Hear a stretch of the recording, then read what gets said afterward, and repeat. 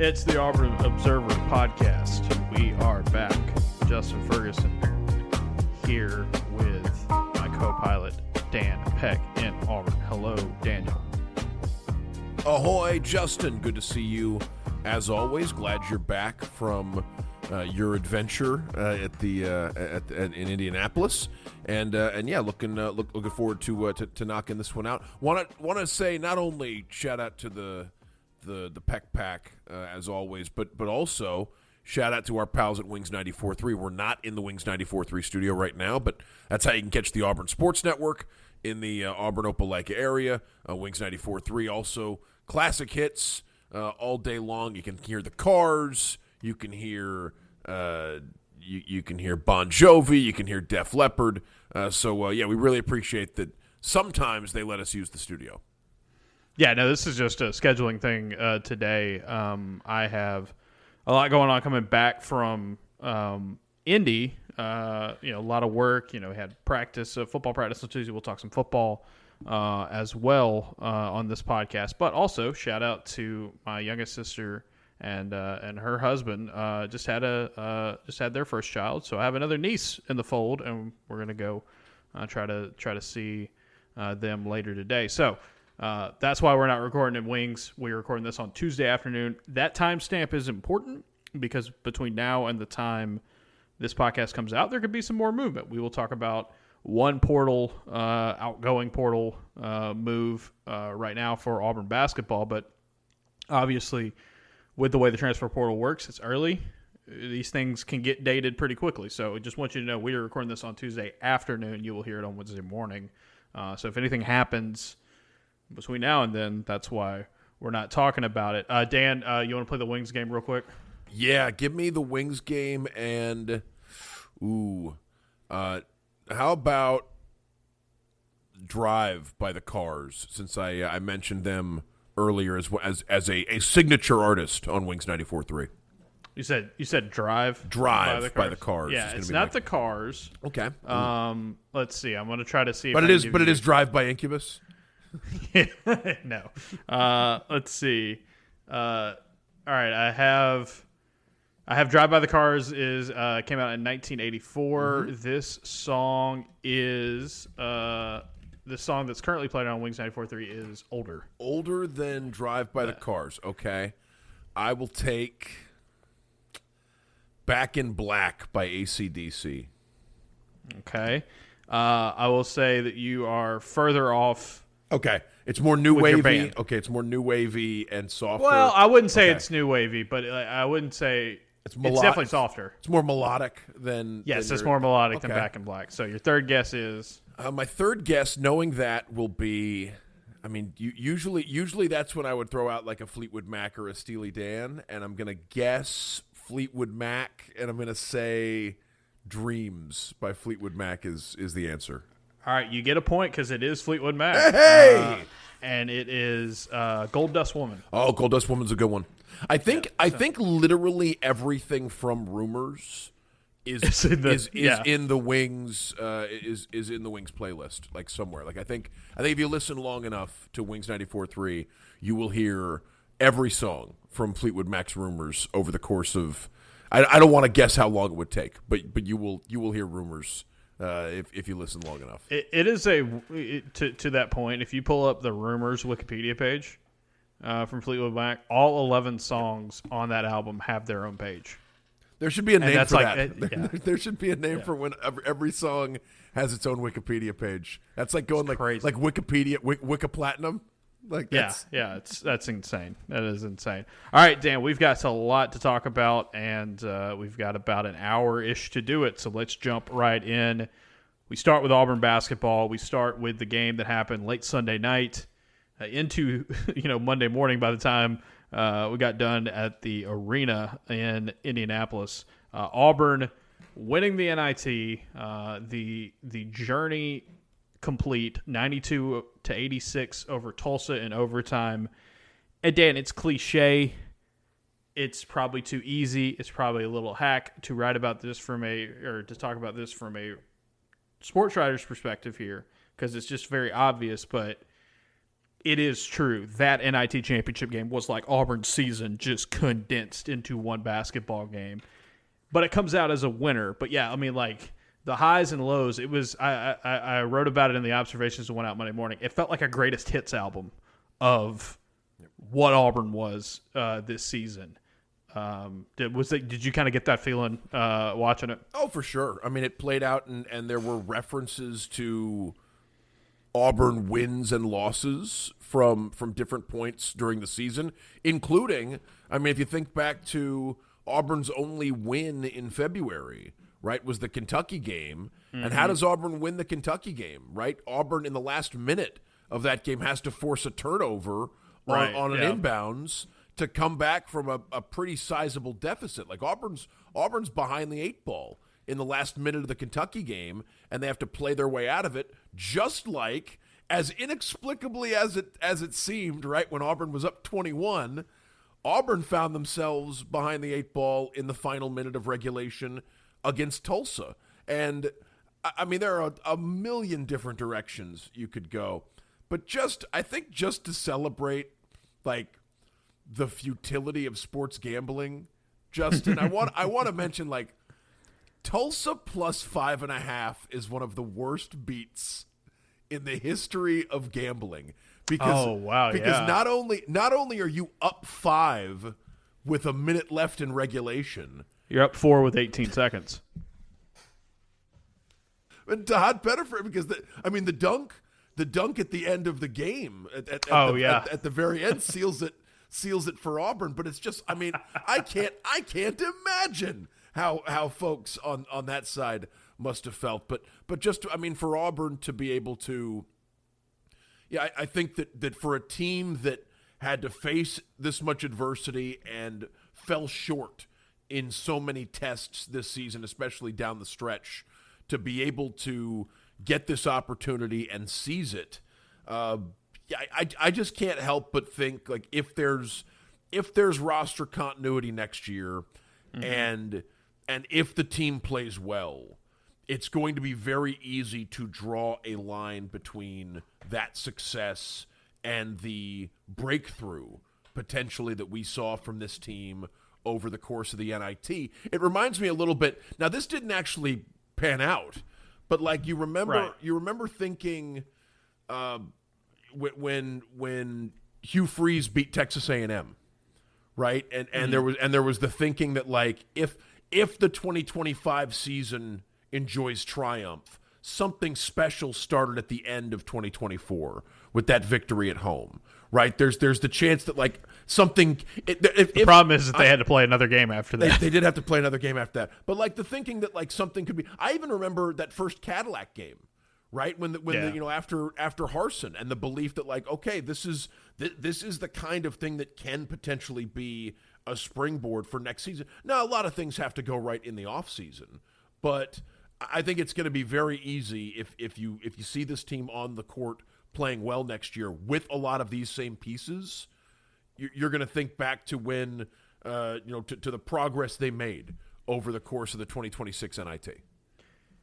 And when you talk about guys coming back, there's so many that you can point to, but one of the big ones, the fact that Auburn wins this NIT game and it's Kevin Overton mm-hmm. with the star performance was so fitting. So fitting. His end of the season was remarkable. His NIT was crazy. I mean, he shot 53.7% from deep in the NIT, 18.6 points a game. In this game, 26 points, 5 of 8 from 3. The 3 that he hits to tie the game after Auburn gets that 5-second call, which, by the way, Tulsa was like, nope, these timeouts are good. We'll just keep them in our pocket. That helped a lot. But if you go watch, and it's an open shot, and as Overton said after the game, it's not necessarily designed for him, but he's so open. But not only that, it's catch turn. I mean, it is a reflex. And when you have been shooting as well as anybody in college basketball in the postseason, why not? And he drills it. And Auburn goes into overtime. And then in overtime, he hits that 1-3 from space. Like, just way downtown. And that ended up being a pretty big difference maker. They called it a 40-footer I think on the box score, like the official stats. I think you could have gone further than that with. He shot it from St. Elmo. Yeah, that was. Yeah, he shot it from where they're doing the Final Four, right? He just as a joke, he shot it from the Colts Stadium, and like I don't. There are 3-pointers. I mean, you can make it about the finish to the season that Overton had. There are 3-pointers in this game that Auburn absolutely has to have that come after the start of the final minute in regulation, because the Tahad 3 off the offensive rebound when Auburn's down 5. I mean, you're probably not winning the game if you miss that and Tulsa gets a stop. And then there's the corner 3 after the turnover, which is one of the most, like, that sequence, Justin, forcing the turnover on the inbound and then getting Overton in the corner with enough space. I mean, that's a remarkable way to tie a game at the end. And then, like you said, and then he launches one from the state line, and for Schilla, I don't know if you've seen how much of the TV broadcast you've seen because you were actually at the game. Yeah. But Fraschilla knows he's going to shoot it. Like Fraschilla's talking about it and exclaims, "No, this one's going up." And yes, it was. So I wanted to mention this real quick because I think it's important to note. There was a time this season when Auburn's 3-point shooting was pretty dire, and you didn't feel like they were going to get much of anything going there. It's just that wasn't going to be the way they went about their business this season. And if you go back, that Texas game is when they just they shoot really, really well from deep in that game. From the Texas game on, Auburn shot 36 to about 37% from 3. If you had that 3-point shooting all season long, and obviously that's a easier said than done, you're a top 50 3-point shooting team in the country. So it's like they had that capability in them, and I think part of it is who played well towards the end of the season? Kevin Overton. And when Kevin Overton got going, it's a lift to everybody because now it's not just, we saw it so many times down the stretch of the year, Dan. Like, how many times did teams just say, if we can get the ball out of Keyshawn Hall's hands, or if we can get in to Hot Pettiford's grill, this is how you beat Auburn's offense. But with Kevin Overton emerging as a guy who could take over a game as another option, and then knowing what you could also get from those other two guys, I mean, it really just kind of transformed the way this offense was, and it makes Kevin Overton now a very key player for Auburn in this upcoming offseason. And, he said after the game, talking about, having conversations with guys like Todd Pettiford, talking about the core potentially coming back. Stephen Pearl mentioned after the Illinois State game how valuable Overton was and how much Auburn would love to have him back and what that would mean for them. You got to make those decisions, and, the portal era, anybody can get it and anybody can jump at any moment. There's so many guys making moves in college basketball right now. But I think for Overton, his shooting was so phenomenal. But down the stretch of the season, Dan, it was his leadership, it was his poise, it was his command for a team that needed that, especially when you get in the dumps after not making the NCAA tournament and say, no, we're going to still play basketball. To win 5 in a row and win this NIT, again, it's not something you're going to throw a parade down Main Street for, but it's definitely something that's valuable. And I think Kevin Overton, on and off the floor, was a huge reason why Auburn was there, and so that's what makes him super valuable for next season. And you've been around the team more lately than I have because you've been traveling as part of this NIT adventure. But, like, I've got the sense that Kevin Overton off the floor was leading all year, right? Like that. He's always been one of the louder voices. He's always been, like, since his arrival. And I think because he's someone who's played more D1 basketball than most of the team. Like, it would make sense that guys like the Keyshawns and Tahad and Overton would have been the louder voices, and I think maybe some of it's just his personality too. Now you're seeing, like, on the court impact play, right? That sort of matches like, okay, well, Right. when this guy talks, like you'd better listen, like not just because he's a great teammate and he does everything that the coaches ask, but also because he's lighting it up when he gets the ball. So, I mean, this is, I think that there's been, he's been in that role of at least one of the team's leaders all season long, but it's been really apparent, like how important he is, not just off the court, but on the court, these last couple of games. His backcourt mate, Tahad Pettiford, had one of his best games of the season. And, Dan, we talked about it. There's been like Tahad Pettiford when he's a scorer and Tahad Pettiford when he's a point guard this season, and how it's better when he's getting more of the point guard stuff from him and not necessarily the volume scoring. This was a game where you saw the synthesis of it. 24 points, 4 of 11 from deep, 8 assists. It was his best game as they played. He had 3 turnovers, and I thought it was really fitting. Auburn goes nuclear on Tulsa in the first half, and we'll talk about the defense there and being the key reason why, but that offense was humming in that first half for Auburn. And what was it happening? It was Tahad Pettiford scoring, but he was also distributing as well and playmaking. And then what happens down the stretch? He played poorly on offense in the second half. Auburn's offense did in general. They got out of whack. They got out of sync. They gave Tulsa easy opportunities to come back in the game. They blow this huge lead because of it. But you settle back in. You hit that big 3 you were talking about. But he has 3 assists. I think 3 assists in overtime, I believe. And hits some, and has a good finish, has a dunk, has another dunk as well. Like, that was like the best of Tahad Pettiford, which you saw in the first half and in overtime of this game.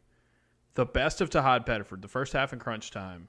This was the guy that a lot of people were excited about this season. And you had seen flashes of him still being an elite scorer. Or I thought this season he did make really good strides as a floor general with his assists and, cutting down his turnovers and being a better defender. This, to kind of put it all together, and it wasn't consistent, but nothing about this team was super consistent this season, I thought was pretty fitting. And for him to end his sophomore season with a huge performance, with a championship, was it what Auburn fans were hoping and dreaming for? No. Was it where Auburn wanted to be? No. Was it where Pettiford wanted to be and what he hoped and dreamed? No. But make the most out of this situation you're in. And I thought you got a really, really good version of what Tahad Pettiford looks like as a veteran in this game. And it's a big reason why they won.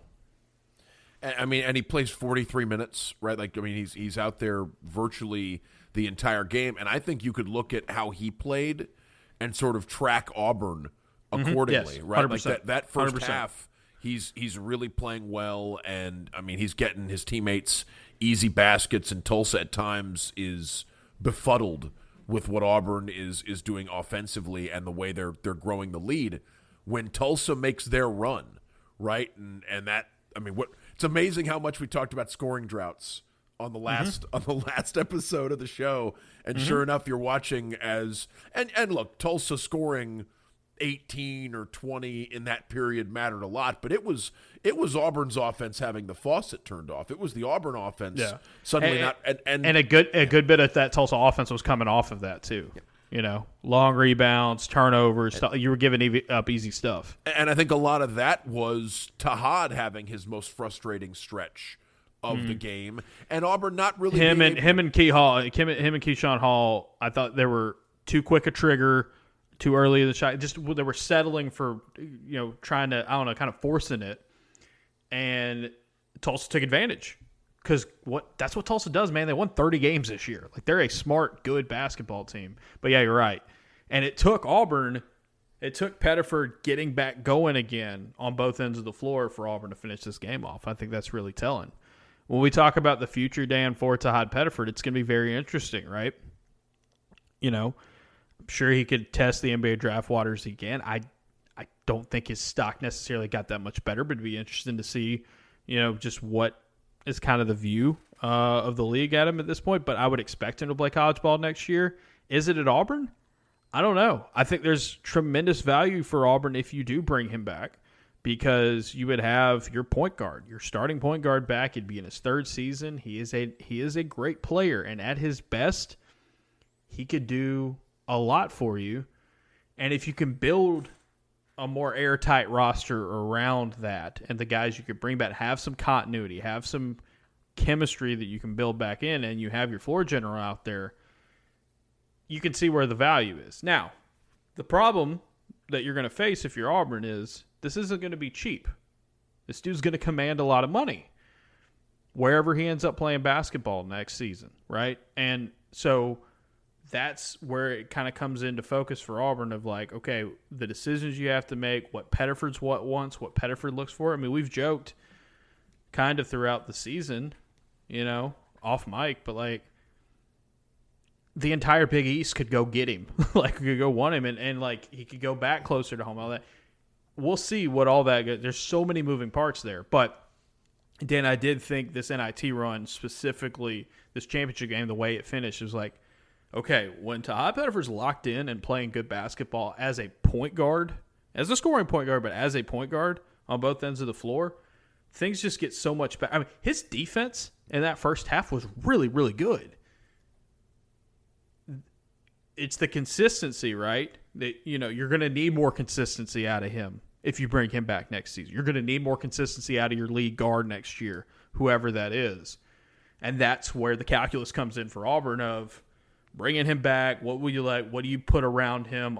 X, Y, and Z, and what all that looks like in an open market where it is a feeding frenzy in college basketball right now. Yeah, from where we're sitting right now, and without knowing intimate details of like the Auburn budget and what other schools have to offer and have to spend on their rosters in college basketball. Timeout real quick. I hate to cut you off, Dan. Kevin Overton just announced that he will return to Auburn next season while we're recording this podcast. And I want to point out, like, that's something Kevin Overton's been saying all season. I'm about to go record an episode of The Drive, talk to Andy Burcham. Like, Andy Burcham will tell you Kevin Overton said mid-season on the post-game radio that he really wants to come back for another season at Auburn. But that's a huge retention, a gigantic retention for Auburn, and sort of plays into my point about Tahad, which is from where we sit, it's very easy to say no-brainer, Auburn should keep Tahad because of his production. I think it becomes a more complicated question when it becomes like, what would you be willing to go without in order to retain Tahad, right? Like because like you said, you want to be able to build a coherent roster, a cohesive roster for next year. Some of that's going to involve returning players, but I think you got to balance the checkbook. If they can make it work with Tahad, that'd be fantastic. I mean, the guy is just his skill is off the charts, and I think that's been apparent all year long, and was readily apparent in the victory over Tulsa. The question is, like, can you make it work with Tahad while still giving yourself a chance with everything else the roster needs, right? Or like you said, I'm still traumatized by the idea that Georgia looked to have their ducks in a row a year ago, and DeMary just immediately packed up and went to UConn and went to the national championship game, playing in his in his season at UConn. So yeah, like you said, the threat of a Big East team or a more desperate superpower making a play, I think, has to be out there when you consider. But in a vacuum, it feels like the choice of whether or not to keep him is pretty easy when it's just a matter of, do you want him back? Like that's an easy question to answer. What do you want him back at a cost that imperils your ability to put the right team around him is a tougher question to answer. Yeah, and it's a massive,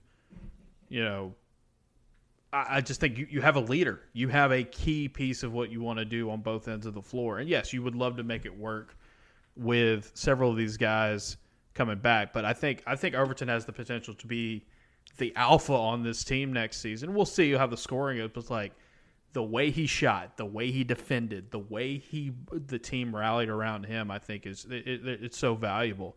And Dan, on top of that, if we're talking about other guys who made an impact in this game, potentially coming back, Elijah Freeman having 14 boards, and he misses a good chunk of this game with foul trouble, and he stays out of it and he keeps going. This was peak Elijah Freeman basketball here, where not always going to get it on the scoring side, but when he's out there and he's making stops and he's being disruptive on defense and he's getting to the free throw line, at least he has 2 clutch free throws after having a 2-of-6 night at that point in the line. Dan, I mean, that's another guy that you felt like made himself a good bit of money down the stretch.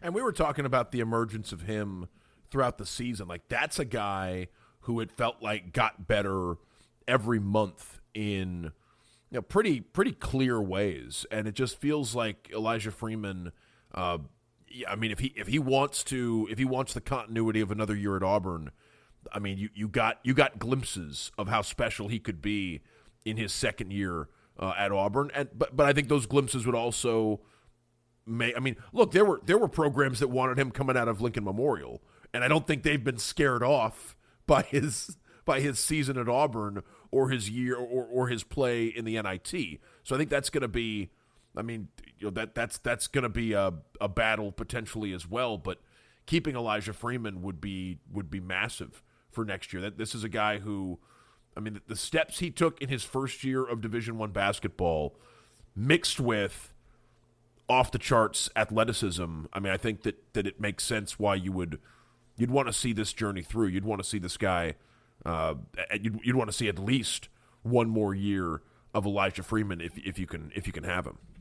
Yeah, it's just he brings so much to the table, and that's the thing. I would imagine, like with a lot of these guys, you hear like people are going to be in their ears, right? Like tampering and all that. I think you would be dumb if you were especially an SEC program or a Southern basketball program, not to be interested in Elijah Freeman, because that guy's potential is so very high. And again, not the same type of player, not the same skill set and all that, but Dan, I just get so many year 2 Chumo Kiki vibes from him. Like, is he going to be a lottery pick? Is he going to be a first rounder? I don't know, right? That's a big ask for sure, but you saw throughout the season the light come on for him and how much confidence it made.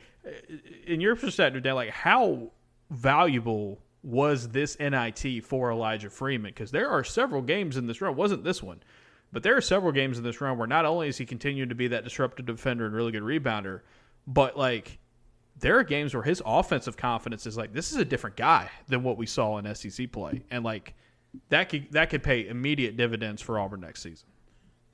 Right, and we've mentioned throughout the year, like watching his technique catch up to that explosive athleticism, and watching him become more dangerous as a jump shooter, watching his defense round into form, watching him become a better rebounder. Like this, it's all been like it's been exciting to know. Like it would have been a quality year from Elijah Freeman if he had been like a one and done senior this year at Auburn. But the thought that you're potentially getting multiple years of this guy and he's going to get to continue to develop and grow in your system, yeah, I can understand why that would be really exciting. Yeah, it just it makes a ton of sense. And like, yeah, these guys are going to have to be, you're going to have to pay them what they're worth, right? And like that's the calculus that you have to bring in college basketball. But I do think it is a good sign. Literally as we're recording this, you get that from Kevin Overton, and you could bring back some other guys. Another guy that can come back next season that was a key piece. This was a Sebastian Williams-Adams, like his defense really made an impact in this game, and he had to do a lot to kind of grind through it at times and play some heavy minutes. He was playing out of position at times, in those times when he wasn't out there with Filip Jović. I really enjoyed the story. I got talking to him in the locker room after the game, Dan, about how he and Filip Jović were not paying attention in their concepts of science class and lab because they were too busy talking about, hey, we got to play center now that Keyshawn Murphy's out. So, we've all been there before, right? Maybe not in terms of center, but we've all been there before with like a freshman class where we were just like, all right, let's talk about something more important. But yeah, just really cool stuff from him. And I thought Dan Sway in this game, there are several sequences where if Auburn doesn't get the defense from Sway, they lose. They just straight up lose. There's a stretch after Tulsa takes the lead where they miss several shots in a row, and like Sway's involved in a lot of them. And you can't really go out and hunt this guy. And this is another dude that look, there have been rumblings and words that like could potentially be a guy that would look to the portal. I think he would command a huge price because look, he's a former top 50 recruit, and he's so physically gifted, and he's already got this defensive acumen already right off the bat, and big time programs would love to have that guy like that around him, and we'll see what his role is next season. Auburn doesn't want to play him at center anymore, and I get that. Like, he's more of a 4/3. I think he'd be a big part of what Auburn wanted to do next season, and like another guy where you see that year 2 growth with him. But again, it ain't necessarily going to be a situation where it's just automatic and like easy to go get. Sebastian was so impressive from the very beginning of the season, right? I mean, that's a guy stepped in and was playing starter minutes and was playing in crunch time, like very, very early on a roster with some experience on a roster. Now, I know some of that was maybe what Murph's injury early in the year had Auburn, sort of scrambling too. But I think Sebastian, like, yeah, I think it's been really impressive, and most freshmen who play those kind of minutes in the SEC, I think they turn out to be something special before their career's over, or at the very least turn out to be something really solid. It's like now I'm sure there are exceptions, but I can understand why somebody would look at a true freshman who just played 28 minutes a game over 30-something SEC games and say, like, especially if you were interested in him coming out of high school. Like, I could see why you'd now be even more interested in him with a year of polish. I think it's similar to Elijah Freeman, where the appeal of being able to stay and grow with people who played with you last year, hopefully that's powerful for Auburn, because you'd love to keep Sebastian in the fold for another season. Yeah, it's a situation where you need to be aware of what college basketball is right now, what the market would demand for a guy like that. Because it's like, this is basketball, right? Like, the NBA goes all in on upside and potential and being able to grow around that. He would be a premium piece. Because it's different. Like, if you had Sebastian Williams-Adams' skill set, Dan, and you were coming out of a mid-major, or you were a veteran who only had one more year left, and maybe you only had 1 year at the SEC level, it's different from a guy that you think, you may have him for, you at least have the opportunity to have him for multiple seasons. Now, I think he's a guy that's going to be playing pro ball sooner rather than later, but be very interested to see what Sway does, because in this game, I think he showed you where he has continued to grow, and I think he fought through that wall that he hit kind of in his freshman year on the defensive end. He had 2 clutch free throws, down the stretch of this game. And that was an area that, I mean, if he shoots like he did down the stretch and he continues to gain his confidence on the offensive end, you've got a real problem child out there on the basketball floor, in the best possible way. I would think that if you can go out and get if you can shop at the top of the market and find a 5 that you feel great about, wherever it is, the thought of putting Sebastian Williams-Adams, year 2 Sebastian, at the 4 next to a really established 5, I think is, so he's not playing out of position, and so that he can play with someone who commands a lot of attention in the paint and around the basket.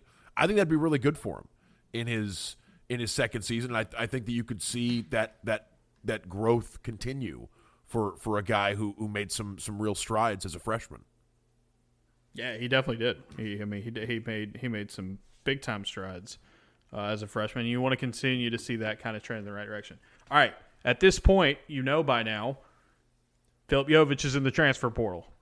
He is a guy that could have come back for another season. He's not at this point. Hey, there's a potential to come back if you're not gone until you're completely gone.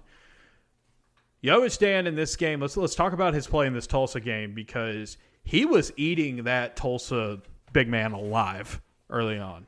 And that explosiveness and that physicality, his offense was really, really good there. I think you saw some shortcomings there on the defensive end in this game, especially in the second half. And, like, look, man, I'm not trying to be mean. I'm not trying to poke fun. But, like, in overtime, you had Keyshawn Hall foul out. You had Filip Jović fouled out. They didn't foul out in the end of the second half. It's just like, you felt like Auburn had a better chance to be a better defense out there because you were going to be forced to play guys that were better on that end of the floor, and more like your weaker players on defense weren't out there. Now, again, with Hall, with Jović, good players this season for Auburn, contributed to wins. You wouldn't have gotten to this point in this game without them, but you did see kind of the defensive issues kind of come home to roost at times in this game, in that comeback and the way it happened. And so when Auburn had this phenomenal start on defense and then got to dig back in overtime, wasn't as surprising. But, yeah, Dan, just from this game, if this is indeed the last we see Filip Jović at Auburn, he was a big player. He was a big-time player in this game.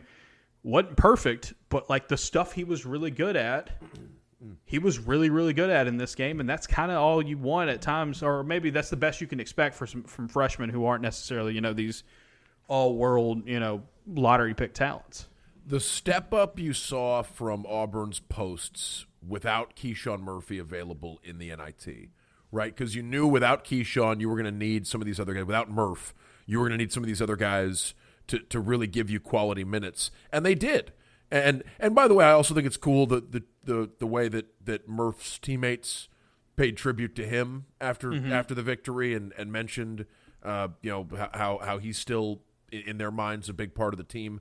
But it's I think that the way, like, one of the more impressive things in this NIT run is the way that Jović and Sway answered the bell with more minutes at their disposal without Murph. And so, yeah, I mean, again, it's not going to undersell, like, how excited you would be to get another year of Filip Jović. The thought of this is a guy who was a late arrival before his freshman year, really got thrown into the fire and worked really hard to get himself comfortable on the floor and off the floor with a ton of changes in his life. Yeah. And it's, I mean, and so, I would love to see that development, over the next few months stay at Auburn, but I can also understand why a lot of other schools would want to bring a player like that into the fold. And like we were saying with Tahad,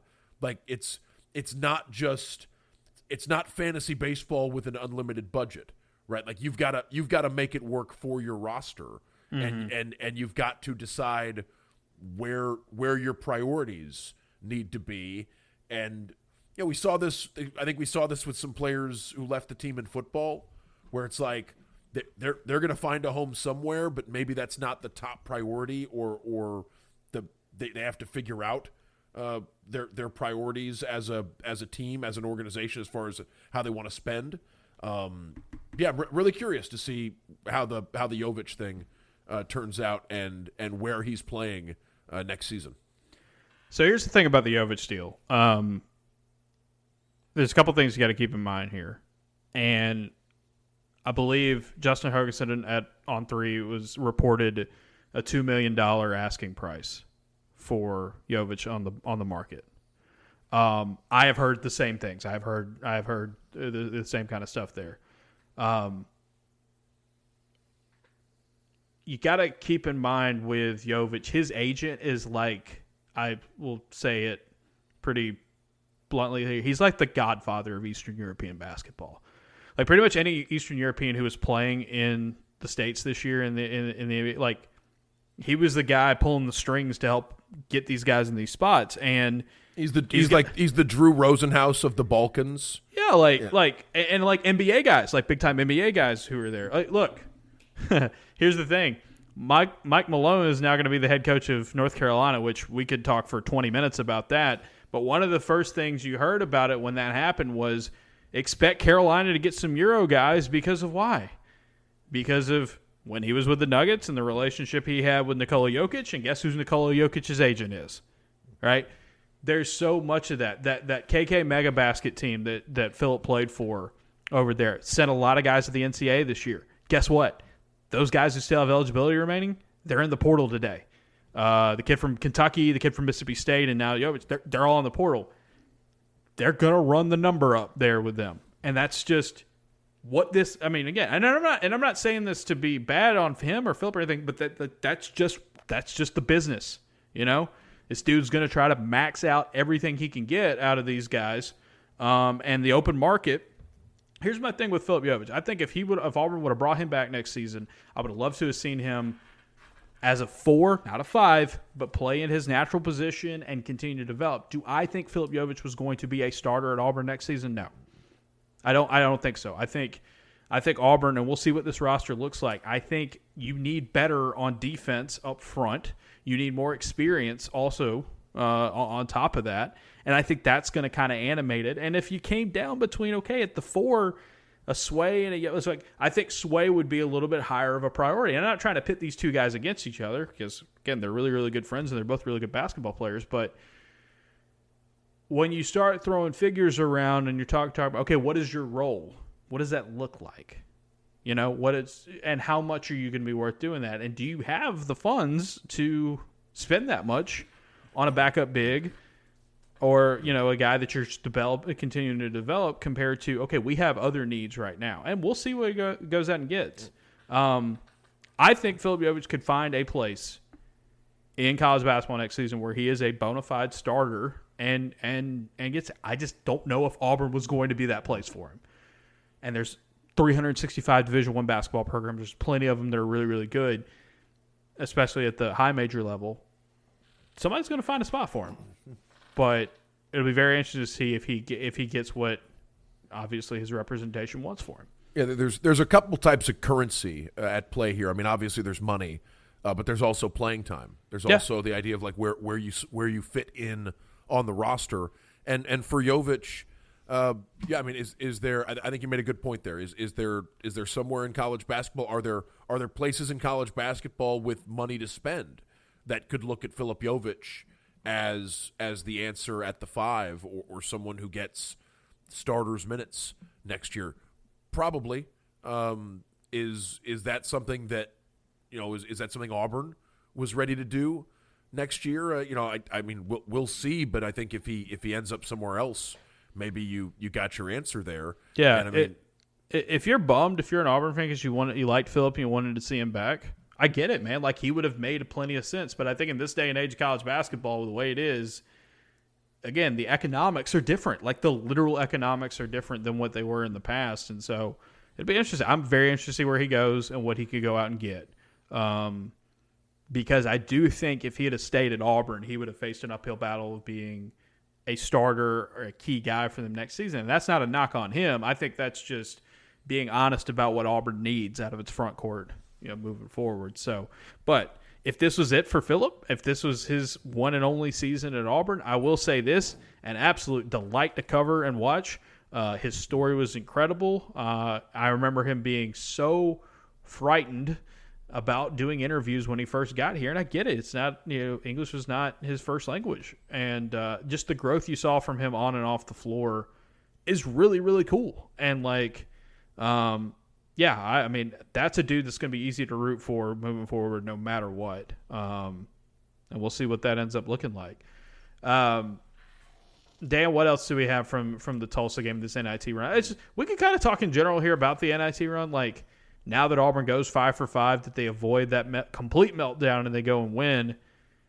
I mean, just think about it. If Auburn would have opted out of the NIT and just declined it and said, hey, we're not playing in it, the difference, even if it was just 5 wins against mid-major teams, the difference in vibes and the difference in where you feel about this program between 17 and 16 and had fallen apart and denied on, Selection Sunday compared to 22 and 16 and you'd won 5 straight to end the year, it matters. It does. Does that mean Auburn is going to necessarily be an SEC championship contender automatically next season? No, I think what they do over these next few weeks and months are going to be a key part of that. But you see this team and you see the celebration and you're in the locker room and you hear these guys talk and interact when we were up there in Indy. This mattered to these guys. And they had to be convinced a little bit. They had to be talked into it a little bit. But once they got in there and really locked in, I think they showed why it was important for them to keep on doing this. And it wasn't – none of these games, I guess, except for Illinois State, were, completely fun from beginning to end for Auburn. But I do think, at the end you can look back and say, man, what a good decision for Auburn to do this and to get the maximum amount of playing bonus basketball when you are disappointed, of course, that you didn't meet your standard of making the SEC or the NCAA tournament. And I've heard it framed like, will Auburn win into the NIT with nothing to lose? And I don't know if I necessarily I don't know if I necessarily agree. Say nothing to lose if they'd have lost to South with the way they had been playing in the first half. Yeah, I mean, some revisionist history going on. I think even if you let a 21-point lead in the second half against Tulsa slip away, like I think you lose that game the way you did. I mean, we're vibes feel different today. They just do. They just do. I absolutely think there was more of a gamble than some people realize as far as deciding to participate at all in the NIT and then being able to deliver the championship.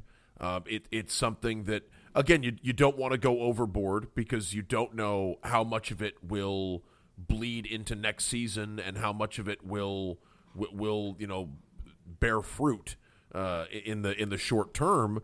But no, absolutely. Like I think there's, on top of showing the fighting spirit and the character and the moxie that this team showed, not just by choosing to participate in the NIT, but by going out there and winning the thing and doing it shorthanded, right? Like doing it without the full allotment of the rotation from the end of the season. But no, I think it ends up being a gamble that pays off for Auburn and could, emphasis there, but could pay dividends in a huge way this offseason and next year. Yeah, it's something that I really thought heading in, what are they going to get out of it? What is this going to matter? And especially if you'd have face planted, you'd have felt really bad. But to be able to navigate through that, again, if you bring back several guys off this team, if you have a core, and we'll see how many of that core comes back, right? Obviously, we were talking about we know it's not going to be Jović, but we do know it's going to be Kevin Overton. So working through that moving forward is going to be very interesting to see. But I just think you see that celebration after there. I mean, they're cutting nets. They're doing. Is it the national championship? Are people weeping? No. Are they, doing any of that? But it's like, hey, we played a lot more basketball together, and we get to kind of celebrate that we won. Auburn was the 1 seed heading into the thing. They were favored in all those games. None of them were complete walks in the park like we were saying. Even the Illinois State game, that was a tough matchup in a number of ways, but they did a really good job. And I think the other thing, too, is one of the funniest things about how this was such a up and down, topsy-turvy kind of season, Tulsa was the best three-point shooting team Auburn faced all season in terms of percentage. Second worst three-point performance any Auburn team or any opponent for Auburn has given up. Figure that one out. But again, it got hairy there in the second half for sure, and you had to pull off a miracle to come back. But that first half and in overtime, what did Auburn do? They played pretty good defense, and it wasn't just an open and shut, this team's bad, this team's underwhelming, this team doesn't have it, this team can't play defense. No, they were just very inconsistent, and you even saw that in the final. But to be able to win, again, like I said, you're not throwing a parade. You beat several mid-majors. But we talked about it during this run, Dan. It kind of felt like Auburn got to play a non-conference schedule that they didn't get to play in the actual season because they scheduled so tough.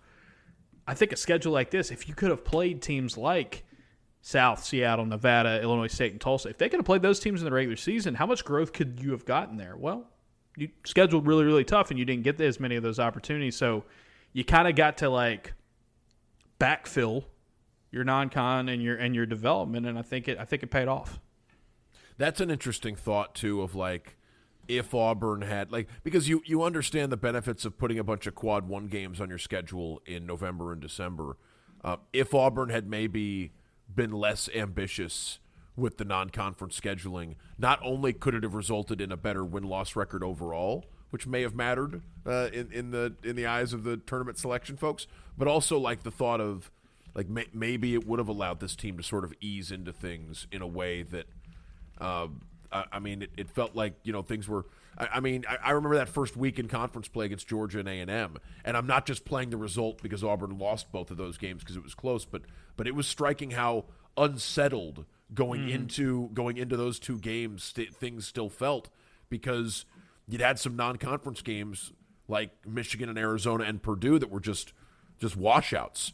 Right, there was very very little positive that you could take from games like that, and so yeah, I'm among the things that I'm curious about this offseason is we know virtually nothing about Auburn's non-conference schedule next year. I guess there are a couple games that are penciled in, but like I don't know what November and December will look like for the team, and I wonder what sort of approach, because this is the first time, assuming Bruce had the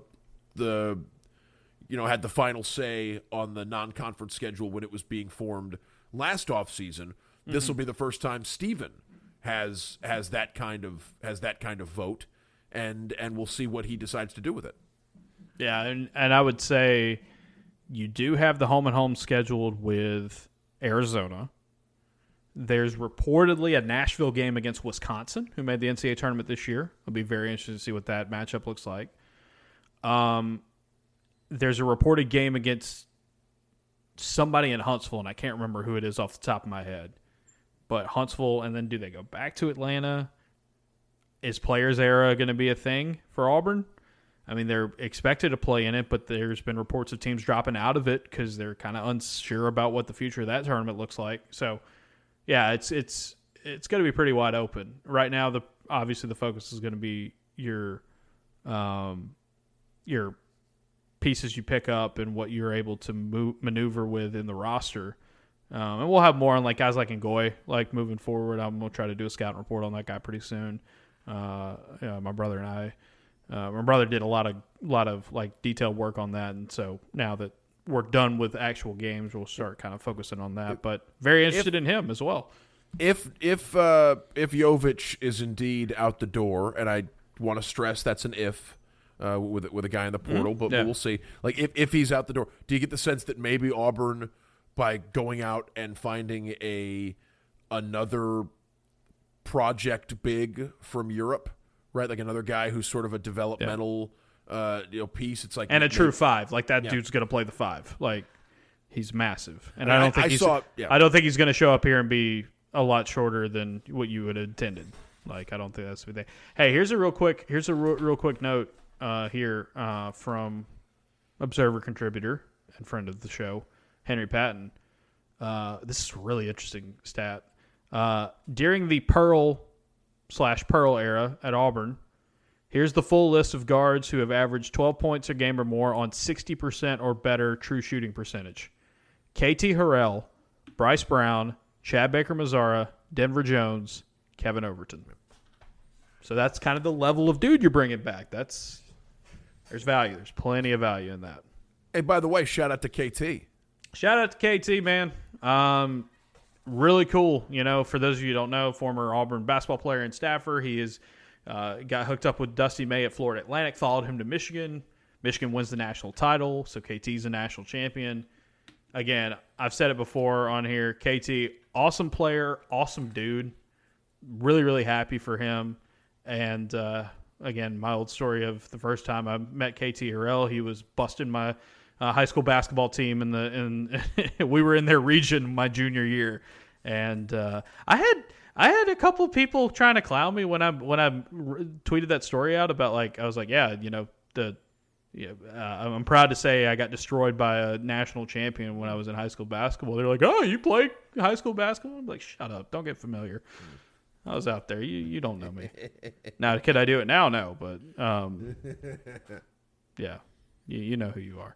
All right, Dan, before we go, let's talk a little football. You were back here last week. Auburn had their first scrimmage on Thursday, last Thursday in Jordan-Hare. Had practice on Tuesday. We were back out there for that. I wrote a newsletter that was out on Tuesday afternoon that you can go check out. Had a bunch of notes on a bunch of different players, just kind of what we've heard and seen here recently over the past week for Auburn. I don't know. Just there's a few different kind of points I want to hit with Auburn football right now, but I'm curious at this point in spring practices. Second to last week, you got 8A coming up next week. What's kind of sticking out to you the most about this team? And just it's early, but like what's intriguing you the most about where we're at in spring ball right now? I think the two things that have stood out to me, and I think they're both on display in the practice window today. I keep trying to watch receivers and quarterbacks as much as I can, and with Byrum, like the arm strength is off the charts. Like getting to see it up close, like there are times with Byrum Brown where, I mean, it's an easy delivery on a ball that goes 50 yards in the air. Mm-hmm. Like it's an easy sort of it's not labored at all. It's a flip. It's a flick of the wrist, and the ball goes just an astonishing. And this is like planted, like flat-footed, right? Like he'll just lob one up. And this thing's going an incredible distance. And it's like the level of – and we haven't really gotten to see – for a guy who was a 1,000-yard rusher last year, we haven't really gotten to see them put any of that athleticism on display. That's just there's so much of that that's going to be like, just wait. And that's all you really can do. I mean, Golesh talked about it, after the scrimmage on Thursday where he was like, the last thing I want to do is see anybody try to, trip him up or hawk him. Like, yeah, and that's – very, very quick whistle on him. He is precious cargo between now and late August for Auburn. But I think that's a good point where it's like what we can see looks pretty impressive. And there's a whole nother aspect, a very key aspect to his game that you didn't like. As we said, he was the best big play rusher in college, like high volume rusher in college football last season. Not quarterback, rusher, period. And this is something that came up a lot when Robbie Ashford was on the team, where it's like the question of, well, how do you evaluate a quarterback competition? How do you decide this sort of thing when one guy is a unique rushing threat and you're not really going to display that in the scrimmage? Alex Golesh doesn't have to worry about that, right? Like he knows – I think he's got a pretty good idea of who to start. And that quarterback's coming off a year where he threw for 3,000 yards, 28 touchdowns, 7 picks. And I think because a lot of his teammates have played with him before, sometimes with a run first quarterback or a quarterback who presents a very serious run threat, like sometimes there's, especially on a new team, there's a disconnect between what do you do on the scramble drills, where's he going to go, like where's what are his tendencies. I think the familiarity that some of these offensive linemen, some of these receivers have with Byrum Brown, that could come in handy when he has to freestyle, when things break down, and Byrum Brown has to start playing some backyard football, like whenever that is. So, and speaking of offensive line, I really think at this point, like I feel Cole Best is going to start, and I think everything else is kind of up for grabs. I mean, today we saw it, or Tuesday in practice, we saw they're moving guys around. There's guys playing both sides of the line in different positions. There's guys playing tackle and guard. Like Ty Buster is a guy we've talked about a lot. Well, if Stanton Ramil, who's back out there doing some things at practice, if he's able to kind of be the experienced starting offensive tackle you feel like he could be this year, and Joe Simmons is probably the other one out there after transferring in from James Madison. Is Buster one of your best options at guard? Is he a guy that you feel like you need to have out there? And that gets really interesting. Derek Plass is a guy we're hearing a lot about. We talked to Cole Skinner after practice. He's a guy that's getting a lot of work at guard.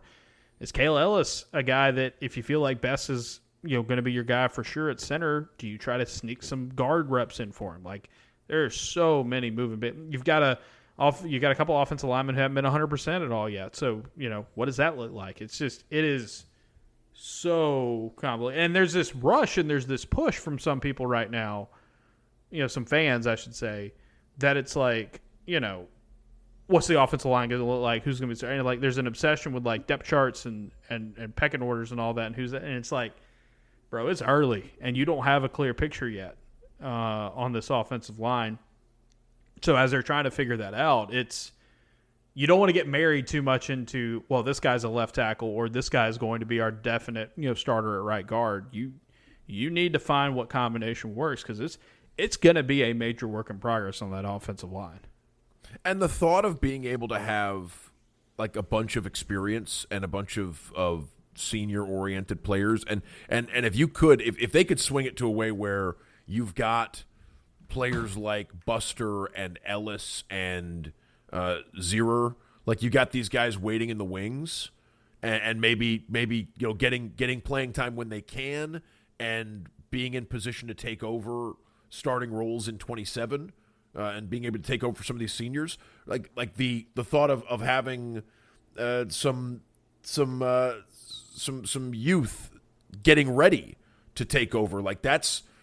I mean, if you can put together a starting offensive line and have that waiting in the wings, like that feels like a really good situation, especially in year one.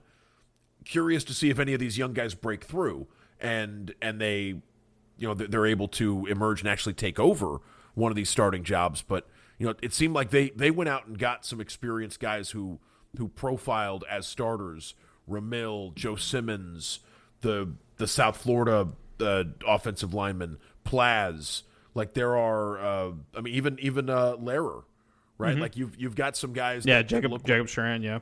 Yeah, I mean you've got some guys there that feel like they would. So if any of these young guys can really make a statement, that would be impressive. But if they can't, and they're just the next guy up this year, like that's not a bad situation either. Yeah, because you've got some. There's plenty of options. It's just a matter of finding which are the best options together at what spots, for sure.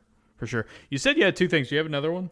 The other one that would come to mind for me is just how active and all over the field Alex Golesh is. Yes. At these things. Like, I mean, and he's paying a lot of attention to quarterbacks and receivers, and we've now been at multiple practices where a receiver gets pulled aside and gets a pretty long talk from Alex Golesh about just finer points of their game. But it's not just he's not just over there with the quarterbacks and the receivers. He'll be watching the guys at the line of scrimmage. He'll be monitoring the running backs. He'll be looking at the secondary. Like he's a ball of energy at these practices, and sometimes that energy really comes through when he's letting them know in the huddle before they before they break it down. But it's also just it's a work day, Dan. Yeah, every day is a work day. Every day is a work day. Yeah, it's that, and then the other thing I saw, and Jared Smith had a really good quote on this. You can look at the Observer notes. I've covered. This is going to be my 13th season ish covering Auburn football. So I've been to a lot of practices. I've covered a lot of players and coaches at this point in my career. I can definitively say Coleman Hutzler is if he's not the most intense assistant coach I've ever been around, he's at least on the medal stand. That dude is about his business every waking second of practice. Like it is a lot, man. He's intense. He is really, really intense. I'll say this. You could see why him and DJ Durkin have worked together and have worked well together. They have very similar demeanors as they approach coaching defense. I'll tell you the other guy who I would say that about is Larry Scott. Yeah, like Larry Scott, and there. Look, you do not want to be dropping passes around Larry Scott. Like when everybody's watching and you play for Larry Scott, if the ball comes to you, you better catch it because he has. Otherwise, he'll make you run to Buc-ee's and back. Well, and you know what else is that's a room with too many options to have a guy dropping passes that's getting reps. Like, I mean, Auburn's got too many options at tight end this year to for anyone to fall too far behind if they want to be part of the mix. 100%. All right, a little bit of a shorter show today because of scheduling stuff, but we will make it up for you because it won't be too long before we have a next one. We'll record another one later this week. It should be out on Friday, so we'll probably be back in the Wing studio as well. So it'll be back to the crystal clear quality of what you're expecting here at the Observer Podcast. Real quick before we go, number one, subscribe to the Observer. A lot of you have over the last couple of weeks. It was really cool. Picked up some more folks during the NIT run, which was a lot of fun. I was in Indy. I hope you guys appreciated and enjoyed what we got up there. Right now we've got practice notes, the NIT stuff, and then the roster tracker for basketball is live. I'm going to try to stay up on top of that as best as I can with targets, the comings and goings. So posted it after the game, after the national title game ended on Monday night. Already here on Tuesday, I've already done several updates to it, and I've gotten a lot of people checking it out. So appreciate all that. The deal is still good. $4 a month or $40 for a full year. That's about 4 months for free if you go that way. If you subscribe to the Observer, that first year is at that discounted rate. That's a great savings, and it's the best sale we run all year. We're going to do that for the next couple of weeks, so we'll keep that going. So auburnobserver.com, sign up there. We'll be back with a podcast later this week, and you have to be a subscriber to listen to that one, so it'd be a good time to jump on board. We'll have more from Auburn football and men's basketball. I will also say before I kick it over to you, Dan, for our closing thoughts, I do want to say I wrote about this in the observations, so I'm going to repeat a little bit of this on Monday. But I want to appreciate everybody who subscribes, listens, reads, all that to our basketball stuff. I know this season wasn't as fun as people had wanted and expected, and our subscription numbers reflected that sometimes. The engagement rate. We get that. I understand. It was good to see people get back on board during this NIT run and have some more, get some new guys and gals in the door. That's awesome to see. But I want to say, going across the country and covering this team for really 6 months, it's a lot. And it's a lot of late nights, and it's a lot of travel, and it's just a lot. And you didn't get the results this season, the Auburn fan, that you probably wanted this year. But I hope the NIT run and the coverage that we were able to provide from it was a boost. And just thank you. Yeah, because it was really cool to see those of y'all who were locked in and engaged all the way through. And I hope you're going to be excited for what's going on, because we're going to continue to do this. It's the Observer guarantee. We're going to cover Auburn basketball harder than anybody else, because we feel like it deserves to be covered as hard, if not harder, than like Auburn football, for an example. So. But I really appreciate that, because, like I said, I just said all that about like the travel and the late nights and all that. It's my job, though. I love it, and it's an honor to do it for you guys. Yeah, congratulations, Justin, on another outstanding season covering the Thought team. It would never end. I mean, a year. Was this your second year of perfect attendance? I missed the Tennessee game because of snow, but that was the only one. Yeah. We'll count it. We'll give you a mulligan, and we'll say like that's a. If I can get snow related mulligans, I think I'm on a 5-year streak right now. Yeah. I mean that's 4 year. 4 year. I didn't go to Mexico, but is there anything that really stands out from this year? Is there anything that comes to mind when it's like, what are you going to remember from this season to cover the team? Because that's how I think we wrap up this episode. Well, I would just say this team was 100% apologetically themselves from beginning to end, and I think the last game was where I covered better teams and more memorable teams and more successful teams. I don't know if we're ever going to cover a team quite like this one, because it was the amount of stuff this team had to fight through and battle through and get past to get to this point. And to rally, so many ups and downs, so many highs and lows of the adversity. It's just that's a again. You didn't have a ton of success, that you wouldn't expect, but they got to go out with some momentum, and I think they deserve that for the hard work they put in and just all the junk that you had to grind through with the way the season went. Hang the banner and print the rings.